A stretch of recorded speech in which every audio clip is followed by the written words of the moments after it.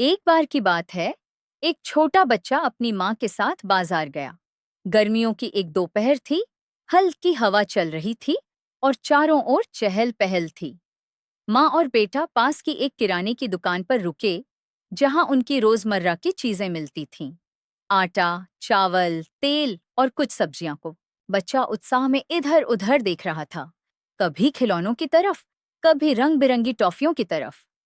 तभी दुकानदार की नजर उस बच्चे पर पड़ी। वो बच्चा देखने में बहुत प्यारा था। भूरी आंखें, मासूम चेहरा और गालों पर शरारती सी मुस्कान। दुकानदार मुस्कुराया और बच्चे से बोला, बेटा, इस डब्बे में से कुछ टॉफियां निकाल लो, जो पसंद आए ले लो। बच्चे ने उसकी बात सुनी, डब्बे को देखा, पर हौले से अपना सिर हिला दिया। नहीं अंकल, मैं नहीं लूंगा। दुकानदार थोड़ा हैरान हुआ, बोला, अरे क्यों नहीं, शर्म आ रही है क्या? ले लो ना, ये सब बच्चों के लिए ही है। पर बच्चा फिर भी चुप रहा, बस मुस्कुराया। दुकानदार को लगा शायद बच्चा डर रहा है या संकोच कर रहा है, इसलिए उसने खुद अपने हाथ से टॉफियों की एक मुट्ठी निकाली और बच्चे के सामने हाथ बढ़ा दिया। बच्चे की आंखें चमक उठीं। उसने तुरंत उन टॉफियों को अपने छोटे से हाथों में लिया, कुछ जेब में डाली और कुछ माँ की ओर देखते हुए खुशी से मुस्कुराया। दुकान से बाहर निकलने के बाद माँ ने उससे प्यार से पूछा, बेटा, जब अंकल ने खुद कहा था कि टॉफी निकाल लो, तब तुमने मना क्यों कर दिया? फिर जब उन्होंने दी, तब इतनी जल्दी ले ली? बच्चा थोड़ी देर चुप रहा, फिर बहुत सादगी से बोला, माँ, मेरे हाथ छोटे हैं।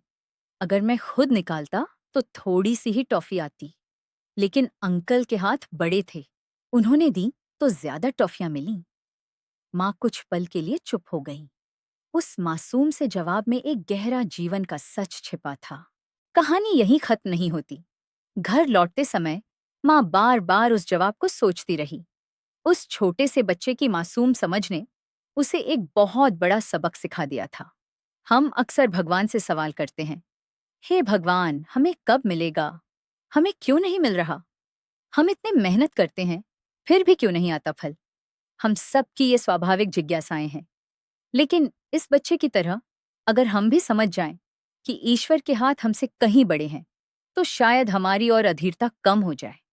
जब हम खुद ही सब कुछ हासिल करने की कोशिश करते हैं, जल्दबाजी में, अधीर होकर, डर में, तो हम सीमित ही पा सकते हैं।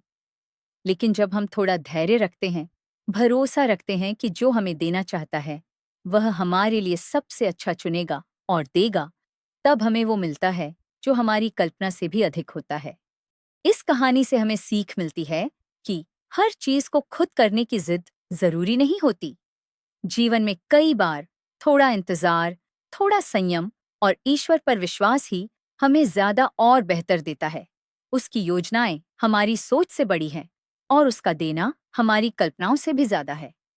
तो अगली बार जब तुम्हें लगे कि हमें कब मिलेगा, तो बस याद रखना, अगर हम खुद निकालेंगे तो कम मिलेगा, अगर भगवान अपने हाथ से देगा तो बहुत मिलेगा।